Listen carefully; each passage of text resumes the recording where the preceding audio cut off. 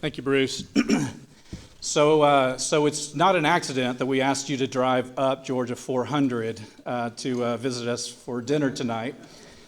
Our next visitor is actually has been a friend of Faith and Freedom for a handful of years now, because in a previously configured Georgia 6, I bet that Dr. Rich McCormick probably put on 150,000 miles on his car, he and his wife combined, working his way through Forsyth and Gwinnett counties. But I'll tell you, one of the things as we not only work obviously in the Georgia Assembly, but we also work up in D.C. is we have plenty of kind of card-carrying Republicans who aren't necessarily bashful about talking the talk, but when it actually comes time to walk the walk, it gets a little more sheepish. It is a treat for me to see the conservative candidate in this race. I know for a fact is not a sheepish man. So I want you to join me in please welcoming Dr. Rich McCormick to the stage.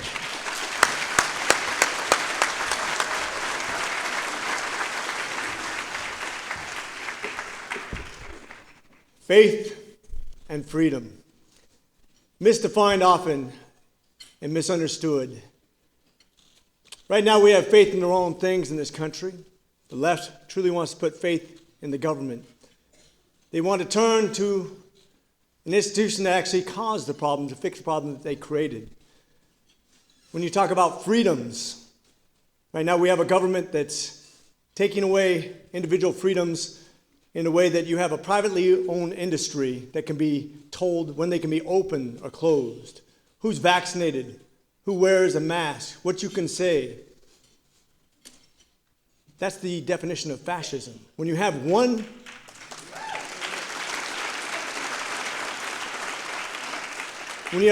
politician who can decide who to take money away from and who to give it to in order to buy votes, that's communism.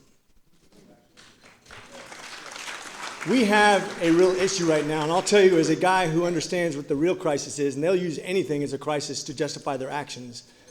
But last night I worked my fourth night in a row in the ER, had one kid who came in at the age of 26 who was hypotensive and altered and then coded. And for a half an hour we spent time giving 7 rounds of epi, 2 rounds of calcium, 2 rounds of bicarb, a round of magnesium. We intubated him and he came back and he's stable right now in the ICU. That's a crisis. Last night I had another fella who had stabbed 7 times. That's a crisis. A crisis is not what the government is using to take away your rights. Now I will say, I also understand pressure. I'm a guy who's landed on aircraft carriers in the middle of the night with no moon, with winds coming all over the place. I've landed in the middle of the desert in brownout conditions in the middle of the night on MVGs, because if I didn't, bad things were going to happen. And I'll tell you right now, I have a tremendous amount of perceived pressure to address the real crisis, which is government overreach.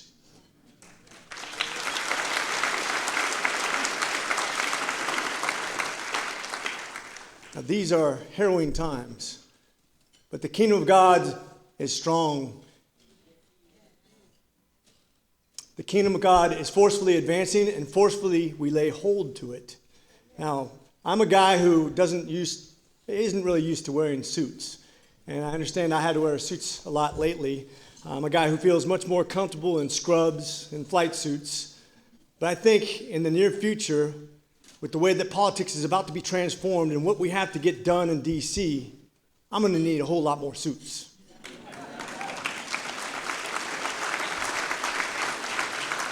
We have a rare opportunity where we have the most diverse freshman class in Republican history.